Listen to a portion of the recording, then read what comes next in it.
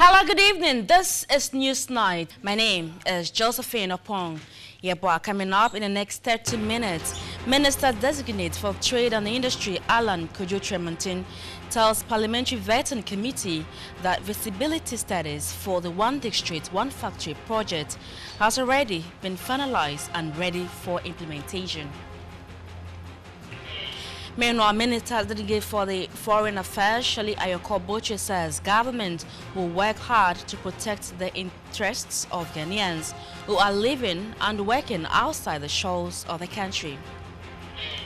In business news, leading insurance company Vanguard Assurance has launched an innovative project called the Certificate Card, which is meant to make insurance policy renewal easier and more convenient for its customers.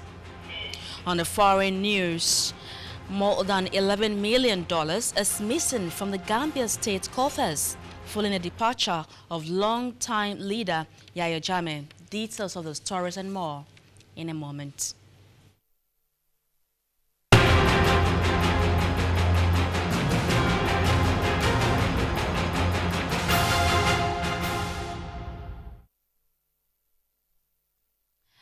Thank you for your time on Newsnight. In our first story, Ministers Designate for Trade and Industry, Alan Kojo-Tremontin, said that preparations to kickstart the One District, One Factory campaign promise by the NPP government commenced under the previous Kufuor administration. Addressing a 25-member vetting committee of Parliament, Alan Tremontin said the then Kufuor government conducted all the significant studies and has identified feasible factory projects that is possible to be embarked upon in all districts across the country. During his vetting by the Appointments Committee of Parliament, the Minister Designate for Trade and Industry, Alan Tremontin, stated that the One District, One Factory is an initiative that he spearheaded during former President Kufuor's era. According to him, there were about 110 districts as of 2007 and did consultations with district assemblies, prepared full business plans, identified 3 projects in each district, as well as diagnostic studies, among others. This One District, One Factory initiative is actually an initiative that we started during our previous term of office in government, and I superintended this particular initiative. By 2007, at least when I was exiting from my position, there were 110 districts at that time. We had done consultations with the district assemblies, identified 3 projects in each district, done diagnostic studies, prepared business plans, full business plans, had consultations with, a number of investors, and literally we were on the verge of taking off. Now, all these business plans, 100 business plans, 100 business plans had been prepared with the support of the ministry, which meant that the national endowments had all been done. So I think that our successor government had the opportunity actually to implement what had been done. Now, I'm not too sure exactly what the state is now with what was done before. But I take a position that if you prepared a business plan in 2007 and you intend to support, let's say, a particular project, it will only be reasonable that you review the old business plan. At least you have basic information. And if the figures have to be updated, you do so. But just to confirm, Mr. Chairman, that we've done an extensive study of all the districts, because the 110 districts still encompasses many of the districts that we have now. We have an extensive study undertaken on all these districts, and this was in consultation with the district assemblies. So I think a lot of work has been done. Speaking on the Commander Sugar Factory, the Trade Minister designate said he would bring in private sector participation and intends to review a process initiated by the previous NDC government. My understanding is that a process has been initiated and intend to review that process and have it completed. Secondly, my understanding is that the defect that has been occasioned by not having a plantation developed to precede the establishment of the factory is being cured by the,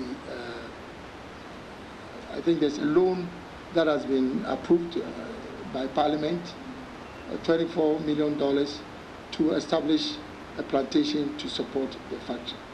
I think that is also in the right direction. Hopefully, that government would also bring in private sector participation in the plantation development, and more importantly, also to involve the farmers and make sure that they are given part of the shareholding in both the processing facility and then the plantation development. So I'm fully in support of that. Now, to the second issue that you raised, I think government ought to be interested in reducing our import bill for sugar. And producing sugar is not rocket science, except that you need a combination of things: the right level of financing, the right agronomy to support the plantation development, and so on and so forth. So I would support any move that will bring in additional investors to establish additional sugar factories, so that hopefully by the end of the term of office of our government, that will probably have significantly reduced the import of sugar to the barest minimum. And just to add that during our term of office, there was an investor from South Africa that was going to invest over $100 million in establishing. You heard Minister Designate for Trade and Industry, Alan Kojo Chermanton. Meanwhile, Minister Designate for Foreign Affairs, Shirley Ayoko-Boche, says government will protect the right of undocumented Ghanaians abroad when given evidence. During her vetting by the Committee of Parliament, she reiterated the need to sensitize Ghanaians to come back home. Meanwhile, she also touched on the new focus of the Ministry to economic diplomacy. Thank you, Honorable Chairman. Honorable Chairman, Honorable Member, you asked about my strategy and if we could regularize them. I think that would be difficult because the country has its laws, and members of the citizens of Ghana who have moved to other countries and have not been able to acquire either citizenship or residence there become illegal, and it will be very difficult for any mission outside the country to interfere in the affairs of that country to regularize them. But we also need to engage countries that we know or we have evidence of them treating such persons in an inhumane manner. We need to engage them and ensure that these people, when they are arrested, are treated well according to human rights of any person, so that they are brought back.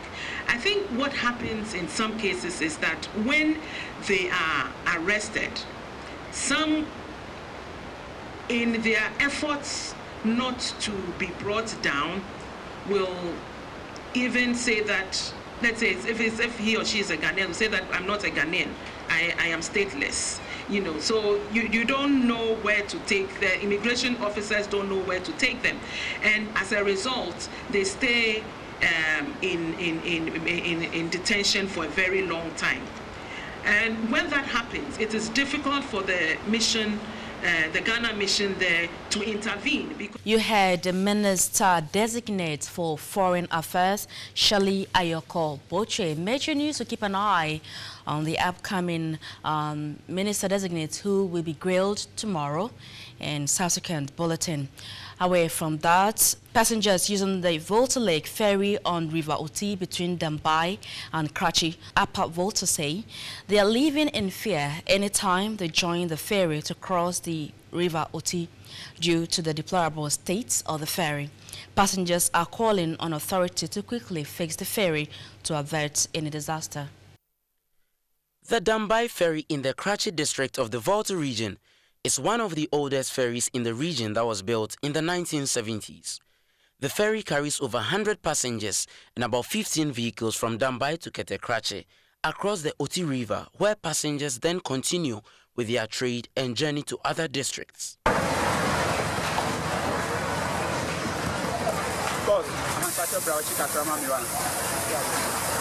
However, the ferry has not seen any maintenance work for many years now.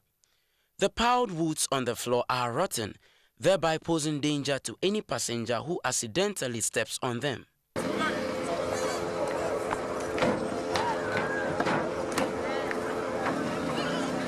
The engines of the ferry are so weak to the extent that a 10-minute journey now uses 45 minutes, thereby causing long delays in movements of passengers, resulting in long queues at both ends of the landing sites. MP-elect for the area, Michael Yao Jato, worried about the bad state of the ferry. I have to call on management of VLTC, Volta Lake Transport, to as a matter of urgency, come and look at the situation here.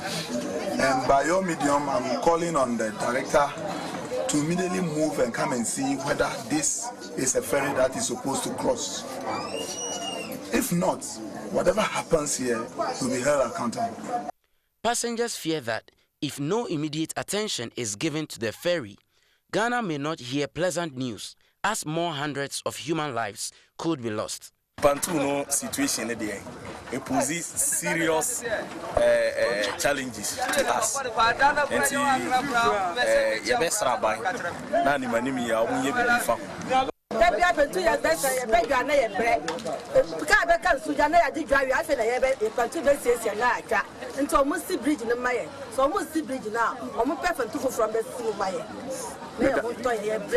instance, there are a lot of money that they are generating from this Pantu. We don't get anything from them. The landing site is poor. This time we want to come together, so we set another committee, a proper committee. So we deal with the canoe, the Pantu, so that we can develop the lakeside. When we come, we didn't get the lakeside, the Pantu, you can get a place to hide yourself. Whenever the Pantu comes, then you get the Pantu. For now, even though passengers fear using the weak ferry, they have no other option but to board the death trap water vehicle. This is Newsnight. Let's go for a breather. Please stay.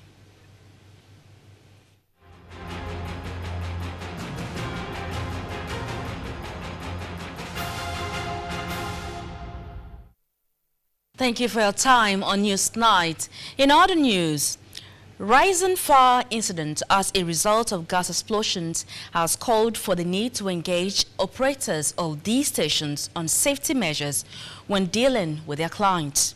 The Ghana National Fire Service has taken the step to educate stakeholders in the liquefied petroleum gas business on some precautionary measures in the discharge of their duties. At a workshop held in Accra for these operators, the Deputy Chief Fire Officer in charge of fire safety sent a stern warning that his outfit is geared to clamp down on any individual or groups who fail to run their gas stations in a safe and secured manner. Its full meaning: liquefied petroleum gas. Its uses are numerous, including cooking, power generation, and it comes in handy for factory operators. But it can be disastrous. The liquefied petroleum gas is classified as highly inflammable. Its pressure is 2 times heavier than air. Just last year, before the Christmas celebrations, about 9 persons died in an explosion at a gas station in La. The tragic event led to calls by authorities to take a second look at these stations. It is in line with these allegations that the Ghana National Fire Service, in its bid to forestall future disasters, has been engaging with some gas station operators in the country. The Deputy Chief Fire Officer in charge of fire safety drove home these points to the participants. So I want to appeal to all of you. Get the numbers of your local fire stations. When the LPG is at your station and you're about to discharge, quickly ring the DFO there. They have brought me a product. I am about to discharge it. Can you assist me? You must get somebody to man your extinguisher. When they are discharging the LPG, there should be on display discharging in progress, no entry. He further warned that operators who fall short of the gas safety rules will face the full rigors of the law. The Ghana National Fire Service will continue to monitor the operations of the LPG stations and will not hesitate to enforce a lie 1724. The Chief Fire Officer may prohibit or restrict the use of premises if the fire risk to persons on the premises is high, until the necessary steps have been taken to reduce the risk to a level acceptable to the Chief Officer. The public is also advised to be cautious of the manner in which they use gas cylinders in their homes. And that story was filed by Eugenia Kofa-Kumi. Away from that, Minister Designate for Gender, Children and Social Protection, Otiku Afisa-Jabba, says the NPP government will work hard to protect and improve the living conditions of marginalized groups, children and women in society. She was speaking at a show ceremony where she presented some items to inmates of the Osu Children's Home as part of activities to mark her 55th birthday anniversary. The items donated by the Minister Designate for Gender, Children and Social Protection, Madam Otiku Afisa-Jabba, included 10 bags of rice, 5 boxes of key soup, 4 gallons of cooking oil, cartons of milk, drinks and bundles of toilet rolls. The gesture by the Minister-designate forms part of her 55th birthday anniversary and subsequent appointment as the sector minister by President Nana Addo Dankwa Akufo-Addo. 0 to 5, you don't really know much. By the time you know you are 18 and you are an adult and the expectations are different. And so to remind me of how I was as a child, coming into this position is a privilege to serve. And it's because of children that I am in politics. The minister stressed that government is going to put in place several policies to support and improve the living conditions of marginalized groups in the country. Government is committed, very committed. Our president talks about it in the manifesto of the New Patriotic Party, about looking at the development of children with special needs, people who are affected by disabilities. It can happen to anybody for whatever reason. So it's important that as a nation, we are all family members of these very vulnerable children. The manageress of the Osu Children's Home, Christiana Addo, could not hide her excitement.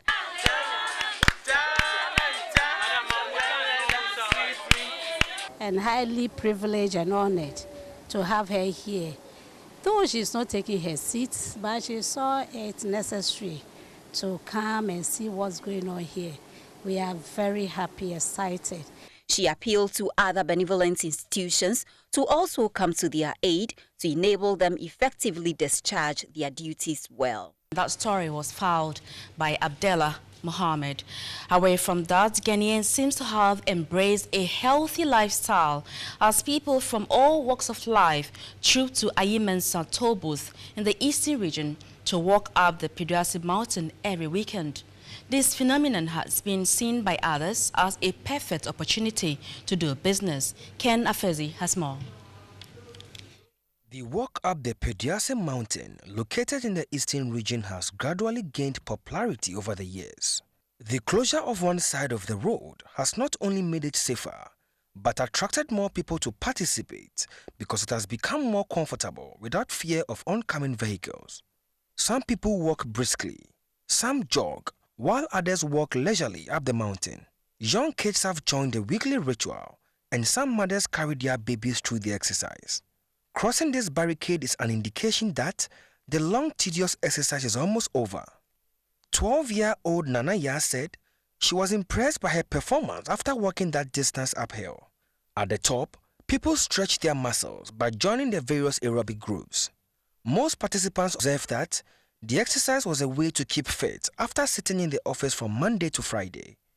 Keep fit because I work from Monday to Friday, sitting at the office. I just keep fit.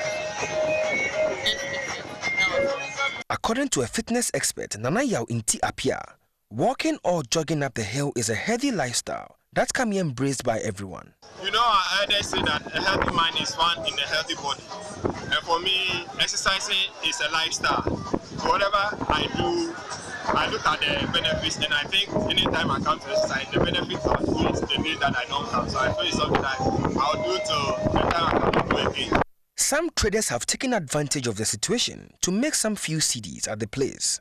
Speaking to Metro News, a smoothie producer, Neira Mnyako, hinted that she saw the business opportunity when she took part in the exercise some time ago. It's always nice to create things from fruits, vegetables, and it's just to be innovative. So one day we walked up the hill and we decided that, there's no smoothie joint up here. So why not we create a smoothie joint? And since it's what we like, this is what we have passion for, so it worked out well for us. It is expected that more people will also join the business soon, as more people are attracted to participate in this weekend exercise. Ken Afeje's report.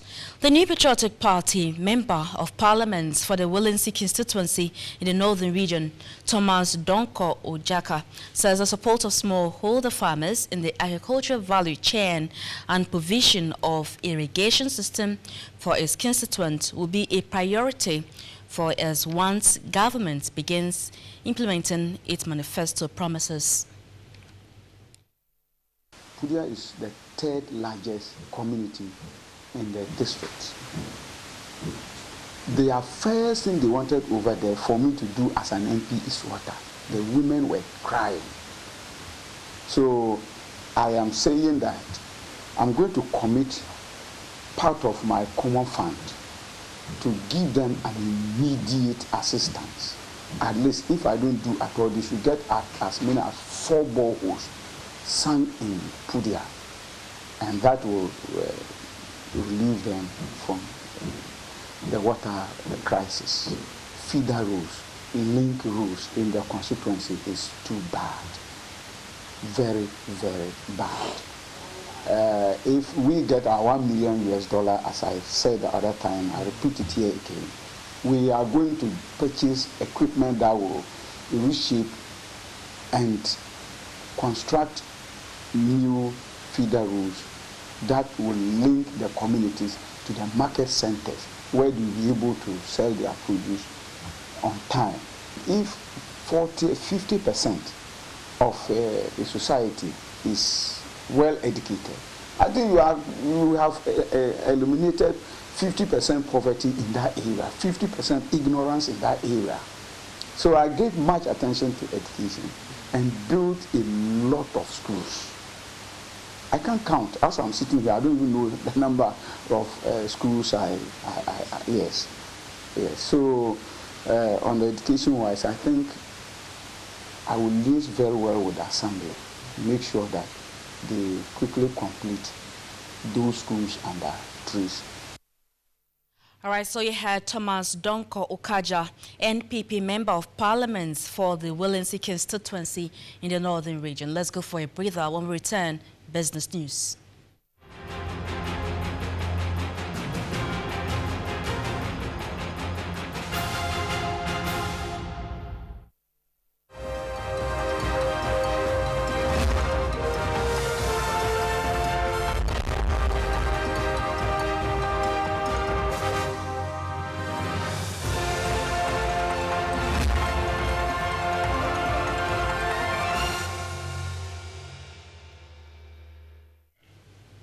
Time now for business news. Leading insurance company Vanguard Assurance has launched an innovative product called the certificate card, which is meant to make insurance policy renewal easier and more convenient to its customers.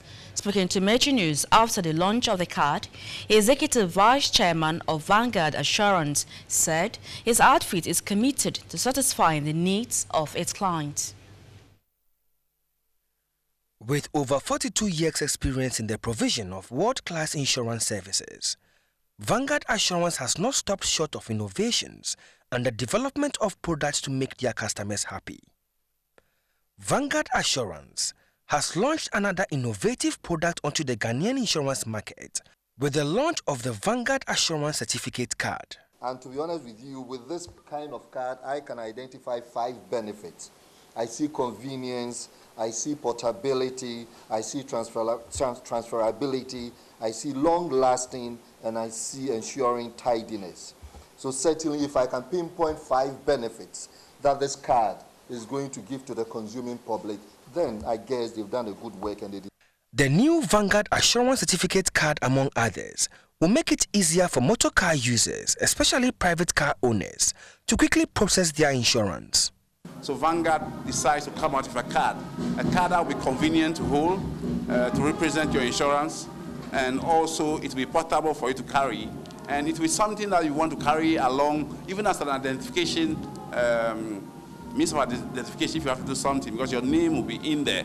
So, and this is actually for private motor policy holders only. And if you insure and the car value is more than 50,000, you get this free. The launch of the Vanguard Assurance Certificate Card also saw the opening of a new office for the insurance company at Adenta. So at the same level of service that you receive from head office, when you live in Adenta, you don't have to drive all over to town. You can just go walk into the branch office. Beyond that, we also have e-insurance, where wherever you are in Ghana, you don't have to drive. You can always access your insurance online. The new office is meant to help bring their insurance services to the doorstep of its customers in that area. Frank Walla Nyoto filed reports. Away from that, the Bank of Ghana has maintained the policy rate at 25.5%.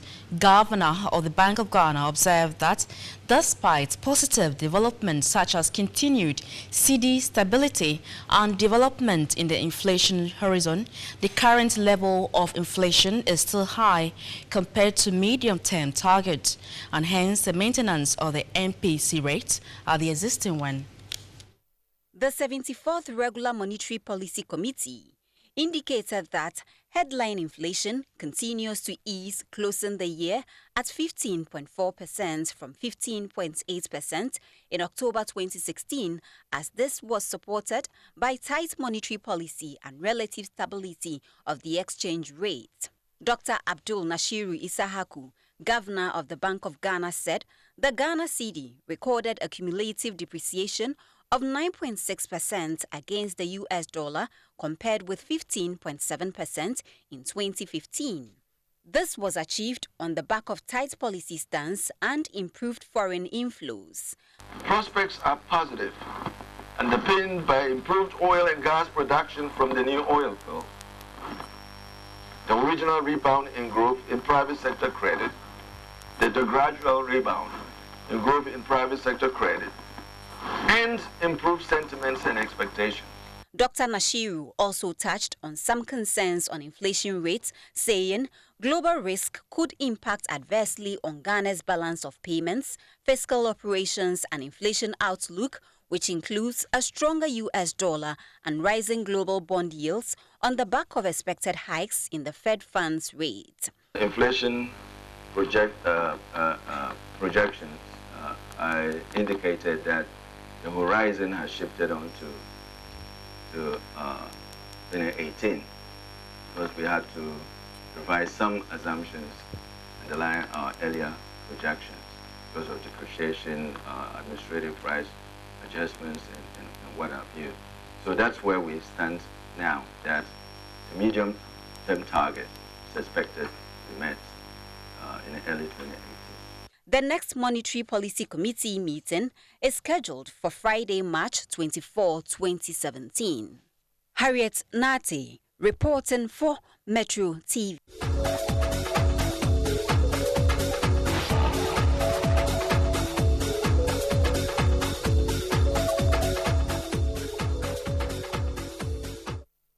Across our borders, more than $11 million is missing from the Gambia state coffers following the departure of long-term leader Yahya Jammeh. An advisor to President Adama Barrow had said luxury cars and other items are reportedly loaded onto the Chadian cargo plane as Mr. Jammeh left the country. Mr. Jammeh, who flew into exile after 22 years in power, has not commented on the allegations. He has refused to accept an election result, but finally left after mediation by regional leaders under threat of military intervention.